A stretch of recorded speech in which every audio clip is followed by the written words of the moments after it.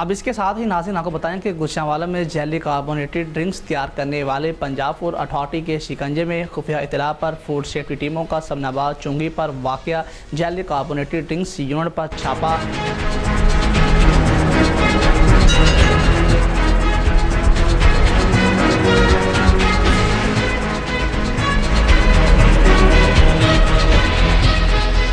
1062 litre मारूफ brands की जैली बोतलें, खाली बोतलें, केमिकल्स और खुले रंग तलब कर दिए गए हैं। जैली लेबर्स, ढक्कन, प्रेशर पंप्स, मशीनरी और गैस सिलेंडर जब्त और मुकदमा दर्ज कर लिया गया है। खुले रंग, केमिकल्स और आलूदा पानी से जैली बोतलें तैयार की जा रही थी। मारूफ ब्रांड्स के जैली लेबल लगी बोतलें बरामद होने पर कार्रवाई अमल में लाई गई।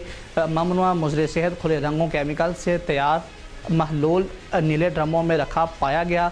जालसाजी का मकवा धंधा करने वालों के खिलाफ मुकदमा दर्ज करवा दिया गया है। जैली बोतलों को मुख्तलिफ छोटी बड़ी दुकानों और रेस्टोरेंट में सप्लाई किया जाना था। जैली बोतलों का घिनौना धंधा करने वालों का कारोबार जड़ से उखाड़ दिया जाएगा। मिलावट और जालसाज माफिया के खिलाफ ज़ीरो टॉलरेंस पॉलिसी के तहत काम कर रहे हैं।